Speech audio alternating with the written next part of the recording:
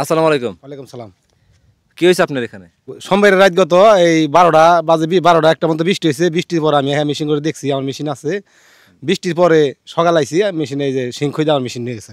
সিং খুঁজে নিয়ে গেছে? হ্যাঁ, ওই যে খুঁজছে, ওই যে খুঁজে নিয়ে গেছে, ওই দেখেন, ওই যে আসেন। এই দেখেন, এই তালা তালা সবই আছে, হ্যাঁ। সব কিছু আছে, সিং খুঁজে এই যে নিয়েছে, এই যে ওই দেখেন, ওই যে এই মেশিন টিশিন সব নিয়ে গেছে। এই যে দেখছেন, এই যে নিয়ে গেছে গা। এই দেখেন, এই যে এই যে এটাও নিয়ে গেছে? হ্যাঁ, নিয়ে গেছে গা। ঢুকছিল কোনো পায়ের ছাপ আছিল কোনো কি? না, পায়ের ছাপ পাইনি কে। ওই যে ওই যে ওই দেখেন, ওই যে ওই যে খুঁজে নিয়েছে গা। এখান থেকে এই যে খুঁজে নিয়েছে গা। এই জাপ দেই, এই দেখেন বাইরে, এই দেখেন, এই যে এই যে এই যে এই নিয়েছে গা, এই যে এই যে নিয়েছে, দেখছেন।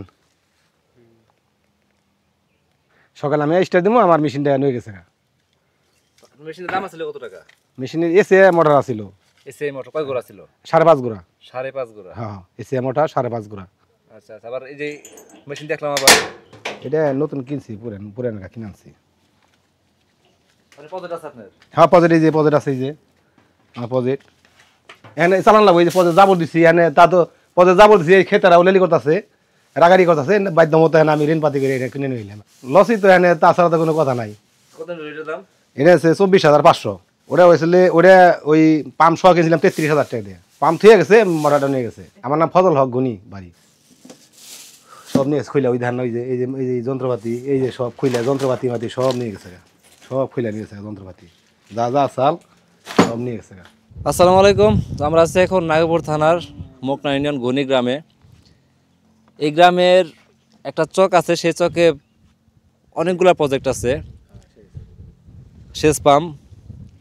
তো আজকে গত রাত্রে সোমবার দিবাগত রাত্রে বিশাল একটা ক্ষতি হয়ে যায় এক গৃহস্থের। তো সে বাধ্যতামূলক ক্ষতিপূরণের জন্য বা তার প্রজেক্ট চালানোর জন্য একটা নতুন করে একটা নিয়ে আসছে মেশিন কিনে।